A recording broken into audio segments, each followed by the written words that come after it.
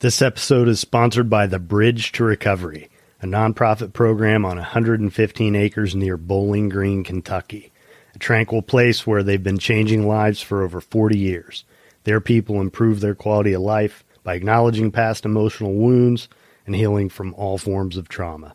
The CEO, Paul Hamlin, has been a friend of mine for 20 years. Call him directly at 858-945-7848.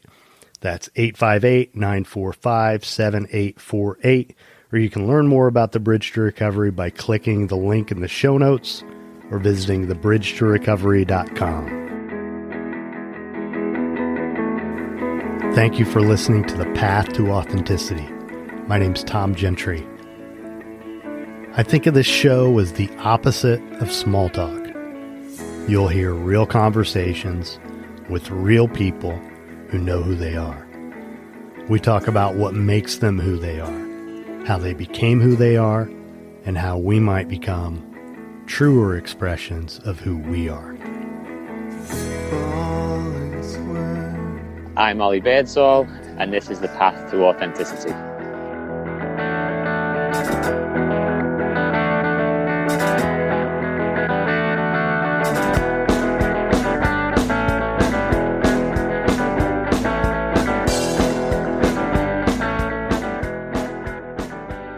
I'm Tom Gentry. Thanks for listening. This episode features a conversation I had earlier today with a guy named Ollie Beardsall. He's a personal trainer in Michigan, the greater Detroit area, and I was introduced to him by a colleague who told me we had some things in common, so they connected us virtually, and we had a conversation, and immediately I knew it was somebody who I was going to want to talk to more. And so I wanted to have him on the podcast and talk about the work that he's doing and where it's led him. You're going to hear him talk about a retreat that he's conducting in late September. And he's a British guy. You're going to hear him talk a little bit about how it is he got to America and made a life for himself here. So we had a great conversation. I hope you enjoy it. Ollie Beardsall.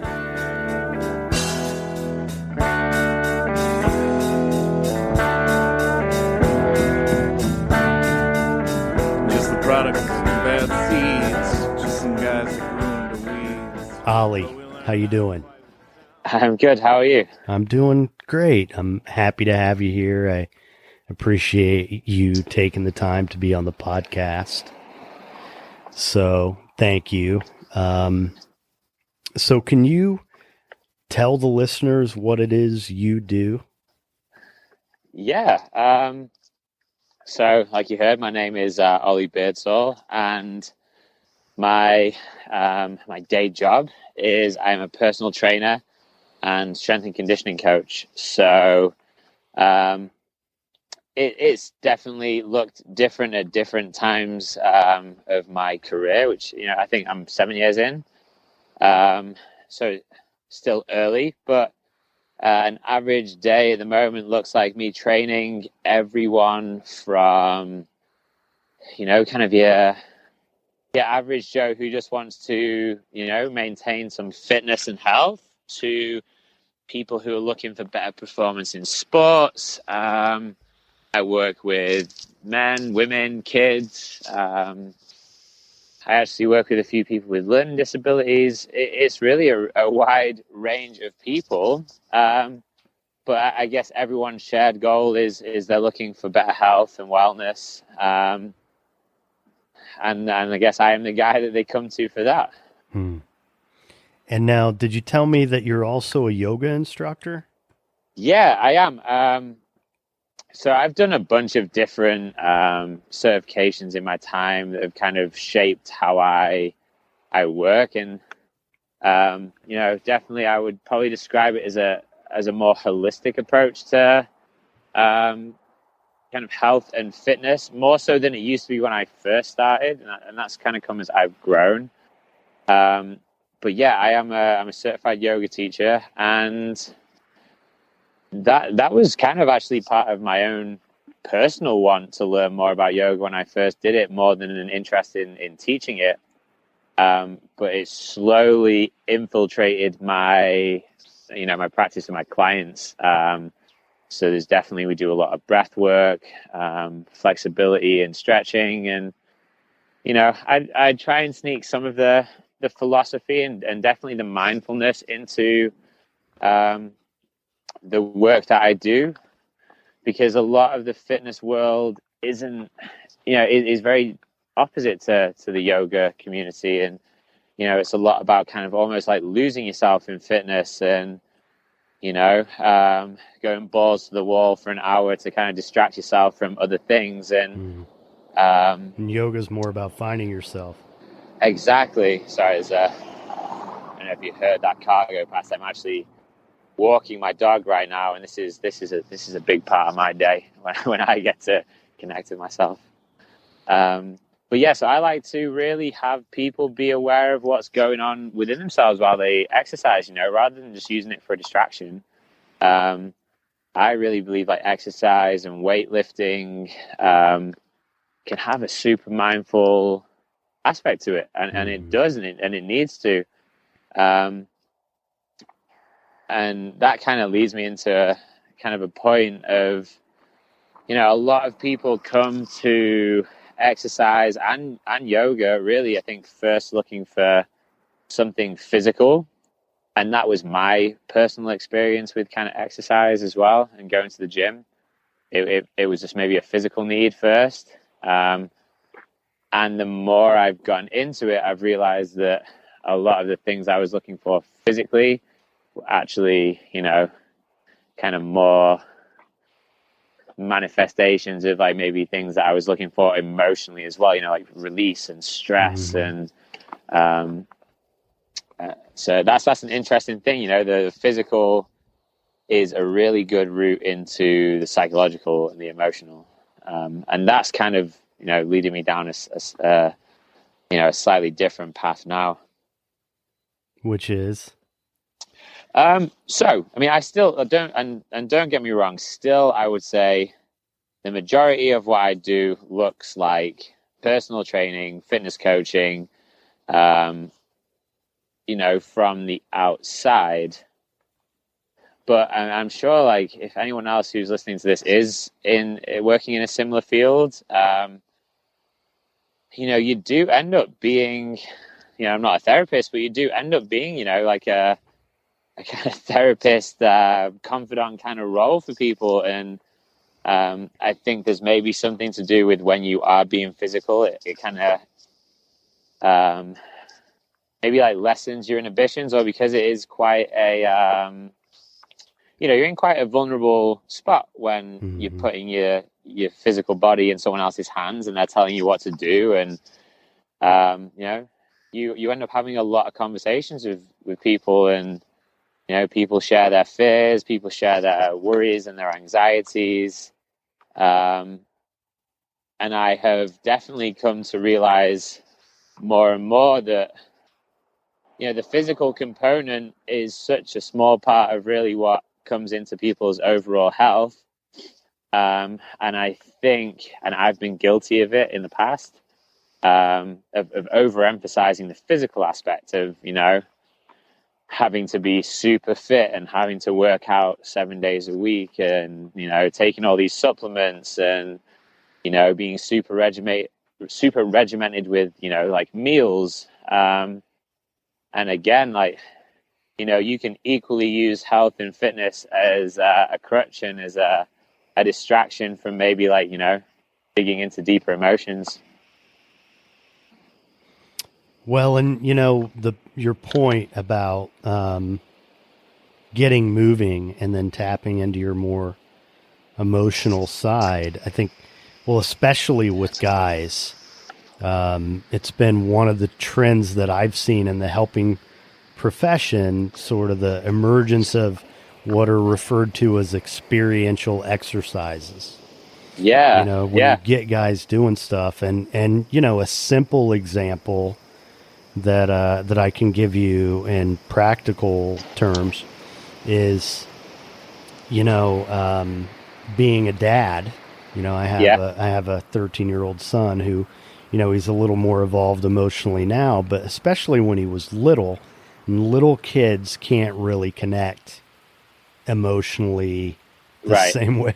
So, in talking to, other dads, like my mentors as fathers, one of the things I heard about talking to my son and kind of helping him through stuff emotionally is sit down with him, get at his level, play Mm-hmm. with Legos, and it's amazing. There are so many times when I would try to engage him in a conversation and it just wouldn't go anywhere. But when I sat down with him and we played with Legos or something like that, it just happened naturally. I didn't even have to Yeah. try. And I think that's the best way. And, you know, and we'll get into it more of like kind of the route that, I feel like I'm heading in a little more now, but, I never really ever, force people into asking questions about, I ask people how they're doing and how they're feeling, but, I'm not necessarily praying for anything too deep. And, Mm-hmm. People do open up. And I think it's just like my approach is really just kind of to hold space. I also don't necessarily pitch myself as a trainer and as a coach as the person who is, that I know more than anyone else, or Right. that like it's my way or the highway. I kind of treat it like a conversation, and that I have a specific knowledge, obviously, that they've approached me for, but also, I want to know what works best for you and what resonates. Mm-hmm. And, when you build that kind of relationship with people, I think people are much more open to talking to you. And as it relates to guys, I've had conversations with guys, and then I've asked them, well, who else who else are you talking to about this stuff? And Mm-hmm. no, Nobody. no one. Yeah. My therapist or no one. And it's really interesting to me. I've been married for 7 years now.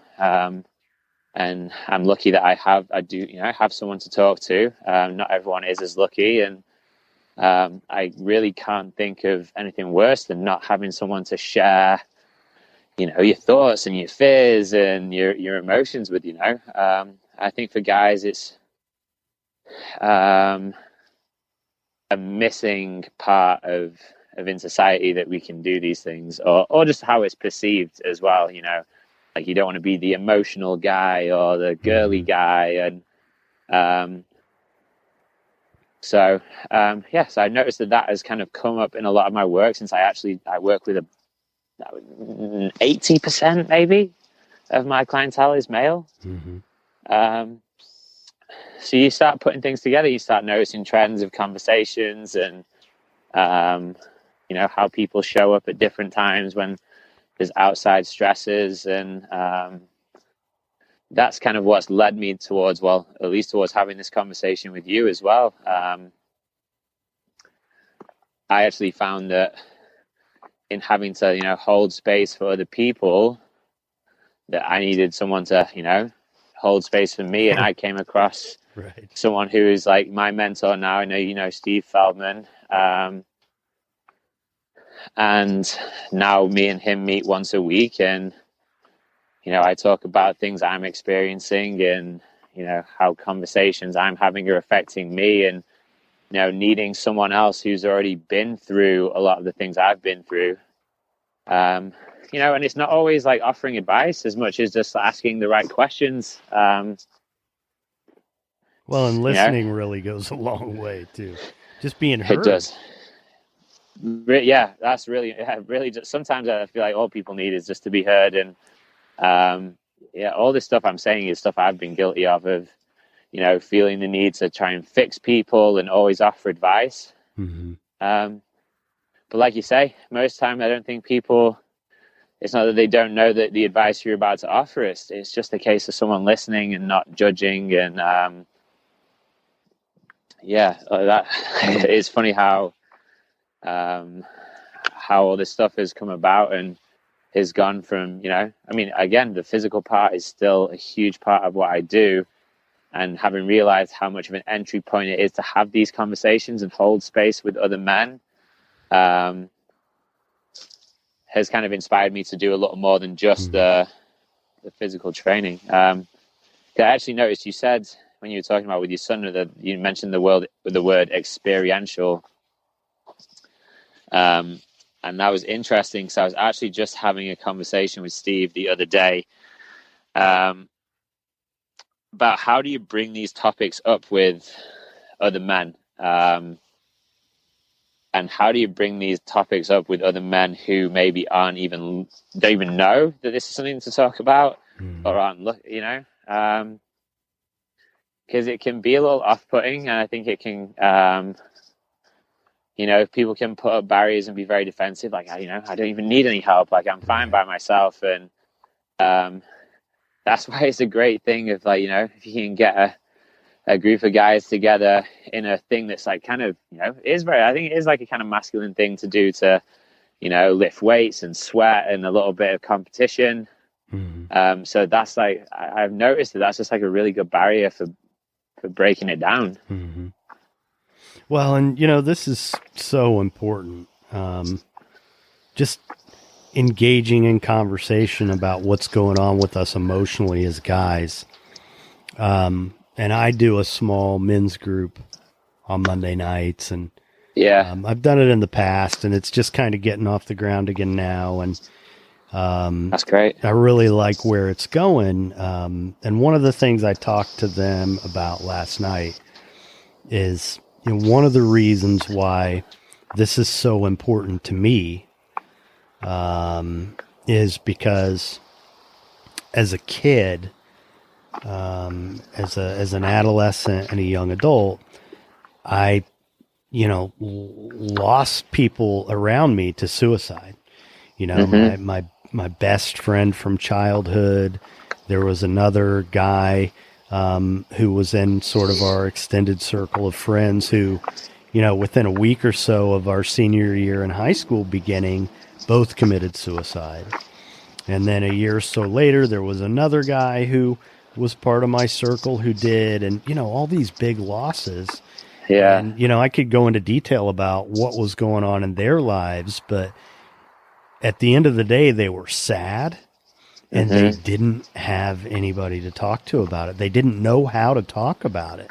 Right. They just couldn't do it. So, the alternative was in this extreme distress, they take their own lives, which is just, it's so many men suffer in silence.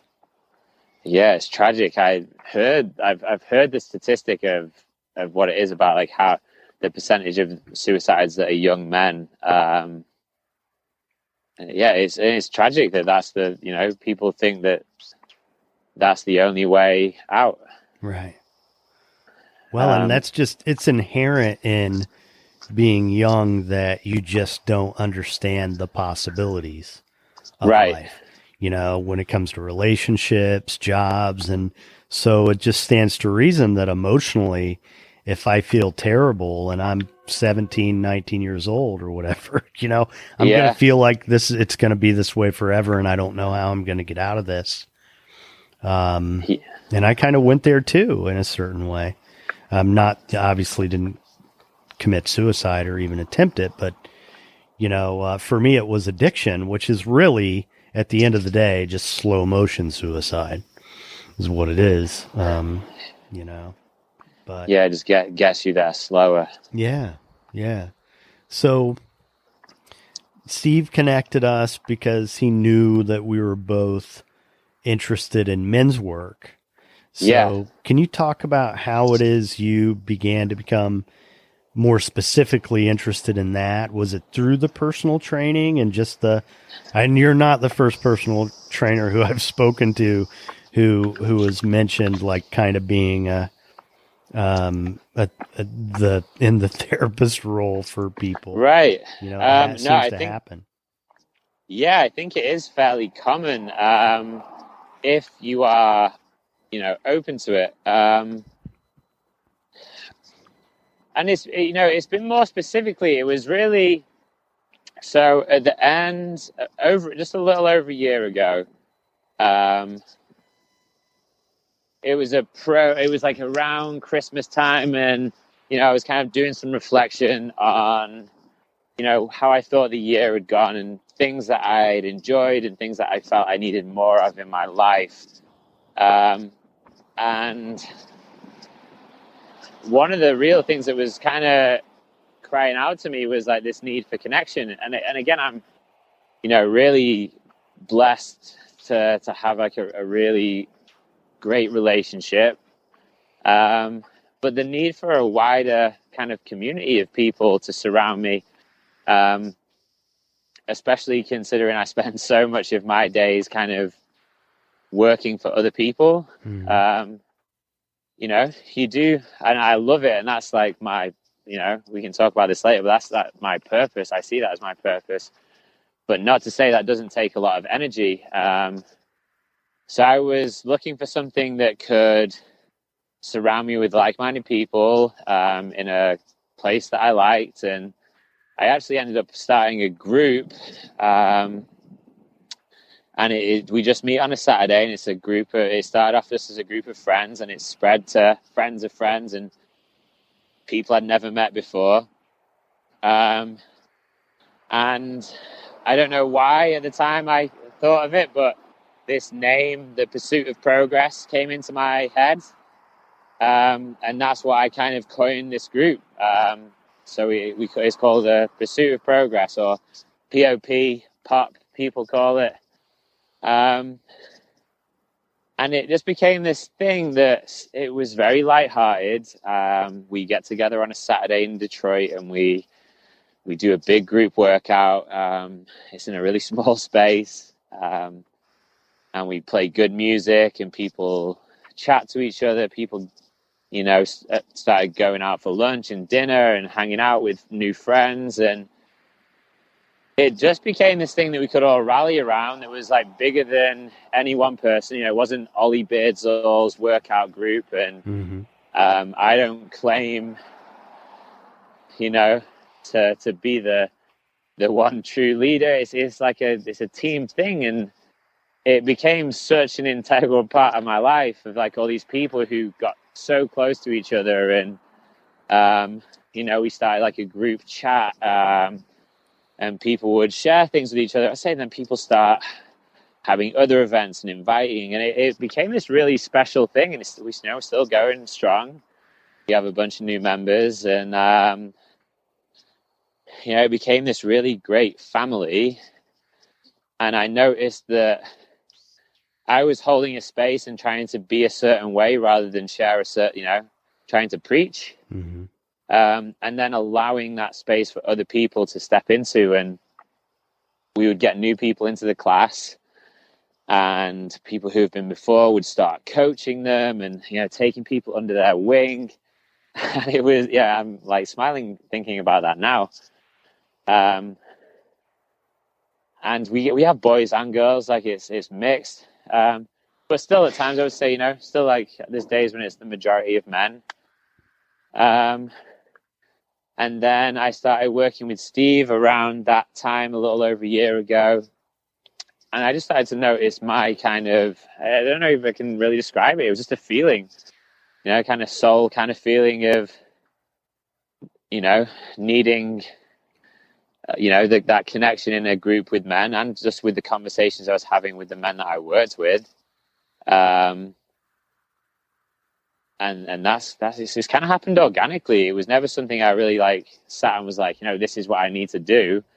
And it kind of came through some of the books I was reading, like The Hero's Journey. And I actually just started reading Iron John on your recommendation. And some of the other people I listened to, this gentleman, Paul Chek and Aubrey Marcus, just what kind of richness, having a solid connected group of like-minded men who are willing to have conversations and be physical, and also all looking to better themselves, how powerful that is, and also how hard to come by it actually is. when I was looking for things, I couldn't find too much. So I guess it's like, all right, well, you create the things you want for yourself. It was the only way to do it. So tell me about the retreat. So that kind of came off the back. A lot of the work I do is like an hour at a time. If it's a workshop, maybe a little bit more. And I was looking for a retreat to go on myself. And again, I couldn't really find anything that wasn't just, like a men's yoga retreat. And a lot of the retreats that came up were just like kind of religious retreats. Mm-hmm. And while I was looking for something that offered me the space to just, reflect and connect with other people, none of them necessarily struck me as being my particular cup of tea, I guess the word. So again, I was like, maybe this is something I should do. And I think there's people that I work with that would be interested in it. So I started kind of brainstorming what I would want it to look like and the things that are important to me, which would be, for one, a disconnection from kind of your day-to-day life and technology, being away from the media, TV, and your phones, being in nature, obviously being around a group of men that are, looking for similar things, a chance for reflection. And while meditation is really important to me, a lot of the kind of meditative practices I do are kind of physically based. So I wanted some kind of physical element. And again, since we kind of just spoke, the physical is a great lead into to the emotional as well. It kind of makes it an easier route in. Mm-hmm. So I was like, all right, I don't really know what I'm going to do, but I booked a place and have been slowly putting together a program of experientials and physical challenges and, kind of team building activities. And also, while I have a certain idea in my head of also trying to have it be, or as organic as possible of an experience. So it's going to be at a place called Tamarack Camps in Michigan, Ortonville, Michigan, and it's the last weekend of September.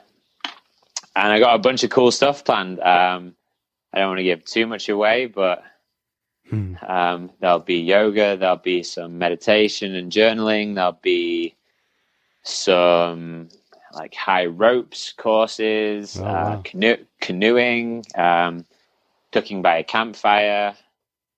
It's going to be a real good time. It's definitely going to be and there's going to be some, like I say, there's some other surprise stuff that some of the high rope stuff too, but, kind of facing some fears and also bonding with other people through, challenging times. Like I say, just really a chance to connect with yourself as much as the other people that will be there too. Mm-hmm. Well, I think there's a good chance I might join you up there. Do you have anybody signed up for this yet? So I'm actually going to put the information out this week because I've just been waiting to finalize the bookings and the dates with the camp, which we now have. Okay. So I'm about to be, probably by the time this podcast comes out, you'll be able to go through my social media and find some more information. And then I'm going to put up some because there'll be an application process, and because it's only going to be open to 15 people. Okay. So there'll be a little application process, and I'll be putting some more information out about it very, very shortly. Okay. Well, you'll have to get me that information so I can include it in the show notes. Definitely. My guess is you're not going to have much trouble getting 15 people, but you never know. You never know. This can help, hopefully. Yeah, definitely. And I think also the 15 people is just to keep it Intimate. You know, fairly intimate as well. Yeah. Hmm. Yeah. That's important. So you told me, you know, you're having this event at a camp, and you told me that that's how you initially ended up in America. You were working as a camp counselor. At this, yeah, I was the camp that it's going to be at. We're going to be actually staying in the village that was where I worked when I first came here. Okay. So this place is super special to me. But yeah, I came over here in 2008 for the first time. From England, from Manchester. I came from Manchester, England. It was in a summer break when I was in college, and I actually worked taking out trips. So every week, a different village or two villages would go out on a camping, canoeing trip, and I was leading them. So I would, you know, take these kids out on like a 3-day camping trip with all our food, and you know, then we'd come back, spend a few days in camp, and then go back out on another trip. And I ended up doing it for 4 years in the summers, for 4 years while I was, you know, going through college, and that's how I met my wife. But yeah, that kind of brings you kind of to that story of how that even happened, which is, I mean, I think it's an interesting story. At least I learned a lot of lessons through that story. Well, let's hear it. So really, like, this is something I think is, and I definitely recommend the book Hero with 1,000 Faces, and like the hero's journey, and being able to kind of look at the idea of like looking at these mythical stories that have been around for forever, and being able to identify parts of your life with like these mythical stories and these times that you know, men are supposed to go through in their lives. And it really started off with me being in college. I mean, obviously there's a lot previous to that too, but being in college and not being very happy with what I was doing. So I actually started off my college studying geography and archaeology, of all things. And I was studying mainly because the high school I went to told me that was what you do. You know, you go and you do an academic subject, and you got a better chance of getting a job if you go to this school and do this, you know, degree. And it led me to being very unhappy with what I was studying. And I heard an opportunity about someone was going to like a job fair for camps that would hire. And it just happened to be the next day in my city. So I went very much by chance. I hadn't prepared for it. I hadn't filled out any of the forms. And I actually skipped the line to get in. And ended up speaking to I spoke to a bunch of people first, but ended up speaking to a lady from the particular camp I ended up going to.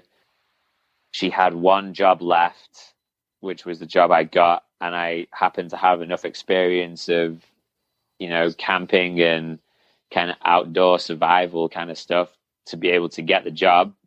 I took the job. I didn't know where Michigan was at the time. And then 3 months later, I was here for my first summer. And I also, so that's where I met my wife. And then I came back and I was finishing up school, and I actually wasn't planning on coming back the last year that I came here. I was in the middle, or like 2/3 of the way through, studying to be a high school teacher. And again, it was a job that I kind of thought was going to be, I was doing it really because it would have been a stable thing. You know, people always need teachers. Once you're a teacher, you know, as long as you do the things you need to do, it's very steady, and, you know, you can expect what you're going to get paid for the rest of your life and then retire. And it was kind of like, all right, here's the rest of your life lined up. And I was taking this option out of comfort more than anything. And because of what I thought other people wanted me or expected me to do. And again, it was a really unhappy time of my life. And one of the few things that had really made me light up was working at camp. So I took a really big risk and dropped out of school with, I think it was 2 or 3 months to go. Wow. And decided to come back to camp. I didn't know what I was going to do really after. But I knew that I don't know, there's just part of me that knew that this was something I needed to do. And that was the summer where things really took off between me and my wife, Taylor. Well, now my wife, Taylor. And when I got back, I was looking to follow my passion more. I was ready to kind of try and get into personal training back home. That never happened because in the time when I was planning that, me and Tay got engaged, and I ended up moving to America. I've been here 7 years now, living the dream, so to speak. Yeah. So you're happy here? I could, yeah. I had this thought of, it's really crazy looking back that I just had this thought. I didn't know how I would do it, but the feeling was so strong that I knew that this is what I wanted to do, and it would be something that, I was really passionate about. I didn't really give myself another choice. I just knew it would work. And, I still have a lot of goals that I want to achieve in this work. I'm really doing exactly what I set out to do, which is amazing. I feel really lucky at the same time, but, there was definitely a lot of risks and things involved earlier that have set me up for where I am now. It's funny you mention not giving yourself another choice. And, that's a powerful move, to just step completely into something without an escape plan. And, one of the, stories that I've heard, I don't know how true it is, but about the Vikings. Oh yeah. Burn the boats. Burn the boats, man. You burn the boats, you're not going back. We're either going to conquer this place or we're going to die. Yeah. Yeah. I don't know where I first heard that, but that's like between that phrase and the like leap and the net will appear kind of thing. This experience, like that experience of making that decision and now having hindsight to see what happened, it changed my outlook on life massively. And it doesn't mean you ever get over the fear of doing those things, but it made me more spiritual, like knowing that like I made this super scary decision that was against all rationale and how it worked out. Like, but it doesn't make sense. Well, but it does, if you think of it like in the context of, this brings me back to the whole theme of the podcast, the path to authenticity, because that was your voice. That was what you knew. Mm-hmm.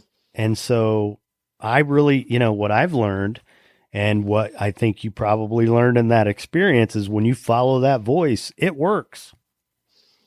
Right. It does. It does. And I think life can be so stressful and so demanding of our attention. And there's a lot of things vying for our attention now. Even more so, I feel really lucky that smartphones weren't as, big as they were at the time, because being able to actually connect to that voice is much harder than you think when, you're living in fight or flight all the time. Well, and there are just so many stimuli. Yeah. With our phones alone. You think of all the apps, social media, the games. And let alone just phone calls and texting. There's the news. Yeah. Yeah. It's crazy. there's, I'm a big music guy, and there's, I love Arcade Fire. I don't know if you're familiar with them, but yeah, they made this record, The Suburbs, that, it just, it's really reflective on their childhoods, and I relate to it a lot. And there's a song called We Used to Wait, and it's about how, we actually used to write letters. And, for me, when I was a kid, if I had a crush on a girl or whatever, I'd pick up the phone and call her. And, a lot of times people, they might have call waiting. So, but usually not, so you'd get a busy signal. Yeah. And then, or you'd leave a voicemail, and they might call you back. You'd have to wait, and people would call you back. But it gave you time to sit with yourself and kind of be a little more grounded, where now, like, everything happens so quickly. Like, we don't have time to reflect and think and, what do I want to say? What do I want to say? What do I want to do? Like, who do I want to be? And, you can, and I'm, again, all the things I'm saying, I'm talking to personal experiences. You can pick up your phone and see infinite amount of people who are doing different things to you, and you can easily, in a snap of a finger, think that there's millions of people that are living life better than I am, right?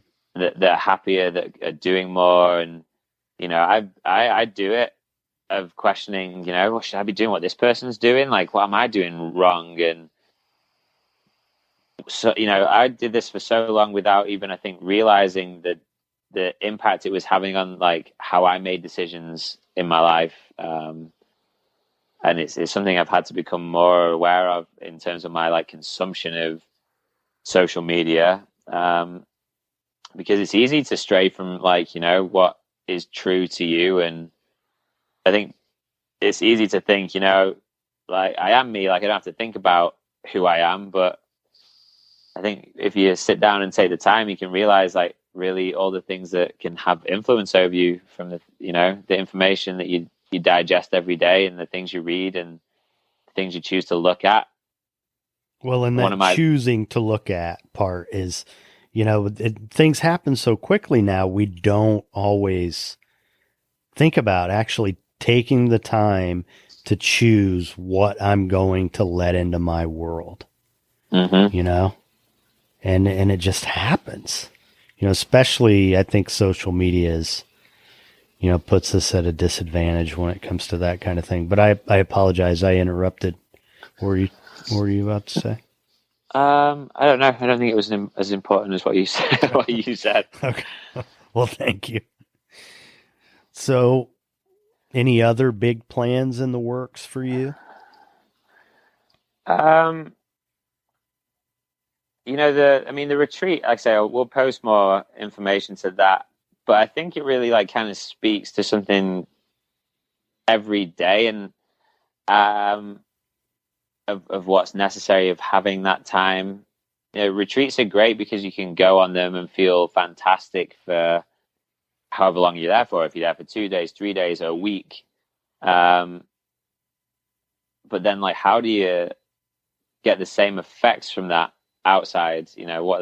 What, and that's kind of where I feel like I've been spending my own personal energy. And again, like that, I think that's why people are kind of drawn to maybe some of the work that I do in terms of my training, is I try and set up a space that allows for that. It's an hour when, there isn't a phone, and we're not, looking at anything else, and it's like all about you.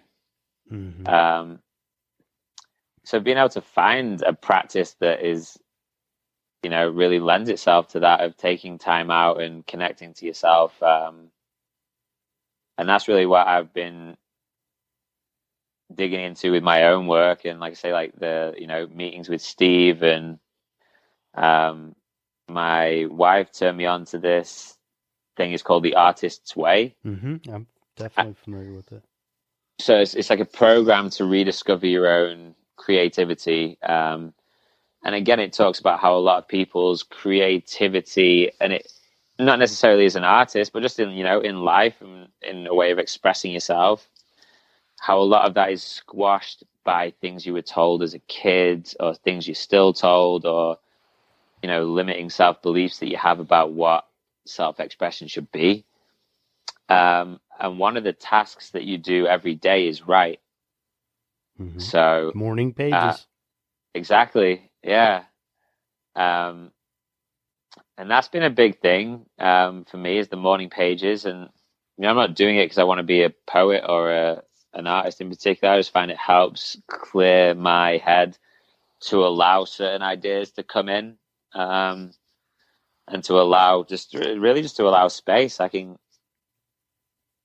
get everything out, like my to-do lists. I end up writing about what I'm thinking, and then you start questioning why you're thinking about certain things, and it's almost like you're interviewing yourself.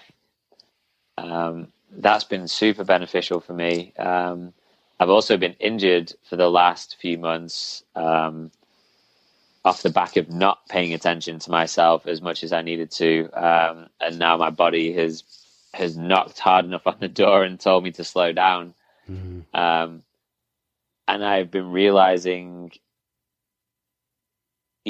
how important these other areas of health and wellness are outside of the physical. And the physical is a huge part.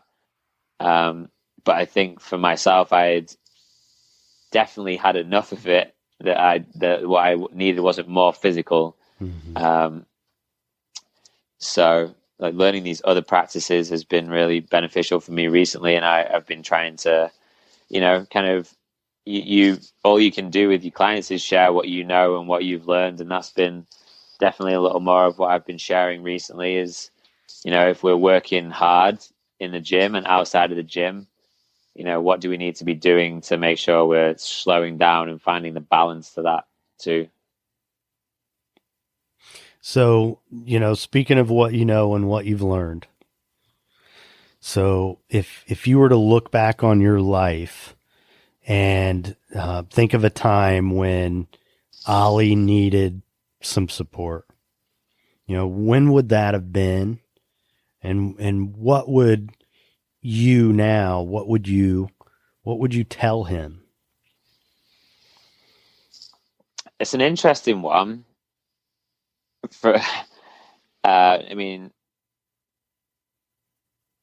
I am lucky that I feel like I've ended up exactly where I needed to be through the experiences. So I wouldn't necessarily want to change anything or say anything to myself that would have made me avoid the difficulties, because I feel like that's definitely what has shaped me.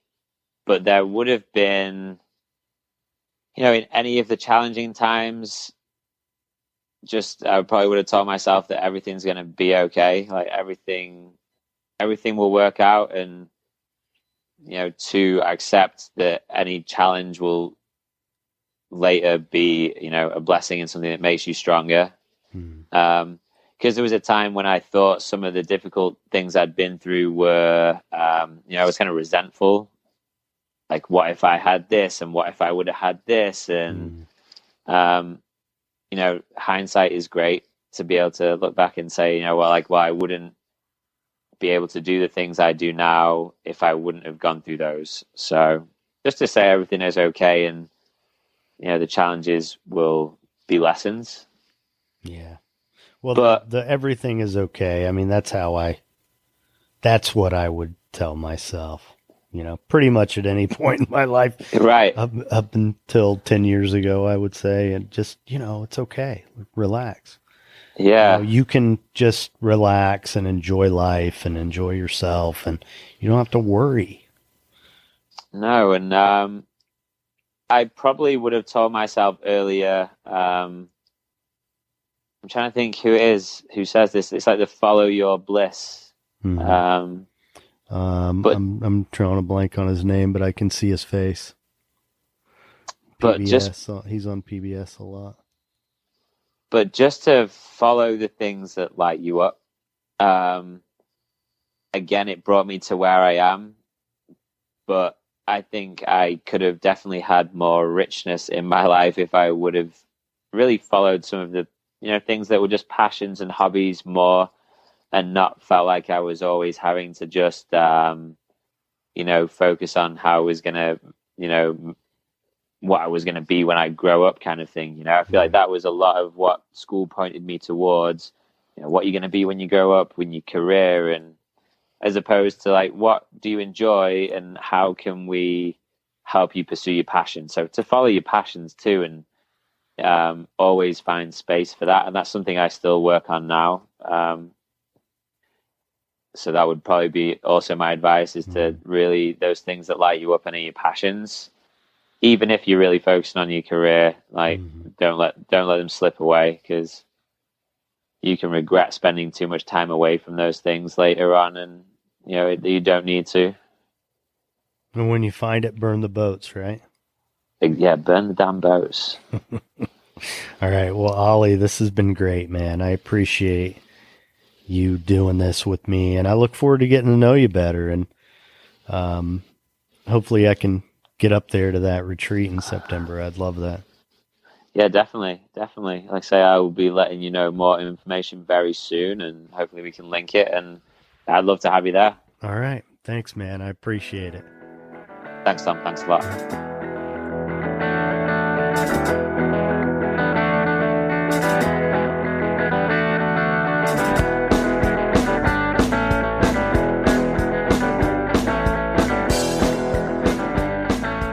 Thanks for listening to The Path to Authenticity.